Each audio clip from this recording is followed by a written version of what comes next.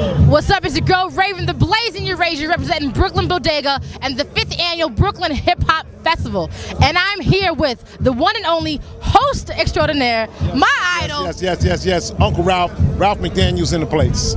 He's so considerate that he even put gum in his mouth. He was like, "We're doing an interview. I gotta be fresh." I know technically you shouldn't have gum in your mouth when you're doing an interview, but I didn't want to be like, hitting you with, hitting me with something that wasn't expected. So yeah, I'd be like this. I'd be like, "Yes, nice to meet you." Right? Well, this is your 3rd year here as host. Yes. And I would like to know what brings you back every year. Well, first of all, I'm a Brooklyn resident. Very important for me. And when they first started doing the Brooklyn Hiphop Festival, I was checking it out and didn't know that me and Wes had so much in common. And we started talking, and he was like, "Yo, man, I've been wanting you to be down with this when I first came up with this idea, because you represent Brooklyn, so hard and for so many years."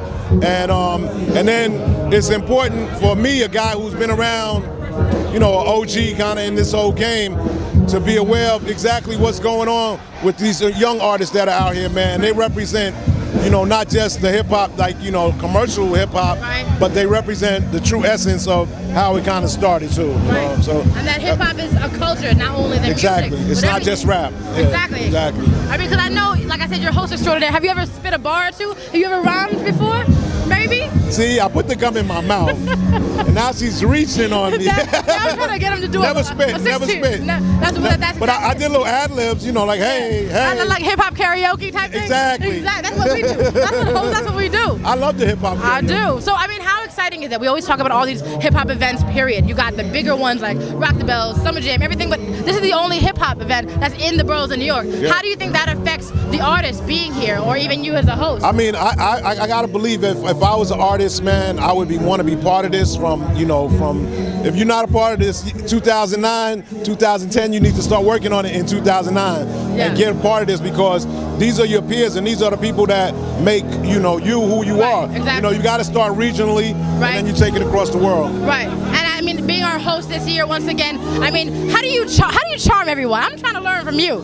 I mean, I'm here behind the camera, you in front of thousands of people. How do you keep doing what you do? How is it that you are as popular as you are? I think that for me, it's just being sincere and being for real with the people, and we have fun. And once they get to know you and you have fun with them, you can pretty much do whatever you want to do. So for me, I've always tried to keep it, as we say, 100, and that's. And the culture, because you were part of the culture. Oh, that's not even a question. Right. Yeah, they know that part of it. Right. I don't want to be like the old dude on stage, and which sometimes I see people and I'm like, they don't care about what you're talking about right now. What's happening, what they care about is what's happening right this second, right now. Right. And that's what we got to be aware of as an OG, as a new cat coming up. Right. It's not about us, it's about the culture. Right. That's it. You're right.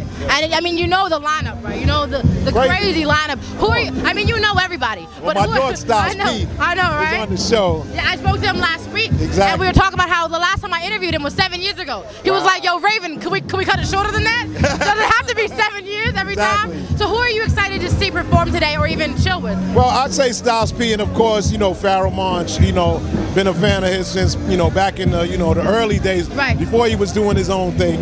So I'm like a hip hop kind of purist. Right. I like that kind of stuff, to watch guys progress and see where they've come, and then watch also the new cats. And there's a couple of new cats on the show that I've heard of them, but I've never heard them perform or seen them perform. Right. So I hope to see that today. So do you think that it's going to be kind of like that, where someone's going to start on our stage and then you'll see them in like X amount of years as the next Pharaoh? No doubt. Every time it happens, every time at the Brooklyn Hiphop Festival, there's some dude that you really didn't know who he was, and then all of a sudden he got up on that stage, and you were like, he's hot, and then maybe a year, or maybe even 6 months, or maybe even longer than that, all of a sudden dude blossoms into what it is, because it's all about timing in this world. So you definitely believe that hip hop is nowhere near dead. Hip hop is just gonna keep going. No, hip hop is not dead. Nowhere near. It's right here in Brooklyn. Right here in Brooklyn. And all across the world, and that's what it's all about. Just getting out here, rain or shine. Look, let me tell you, I was thinking about when I was coming in, people would call me, "Yo, is it still gonna happen?" Right. I said, let me tell you, in Jamaica, I've been to concerts with like 50,000 people in a monsoon. This is nothing. With no umbrellas. If you love this music, get your ass here. See?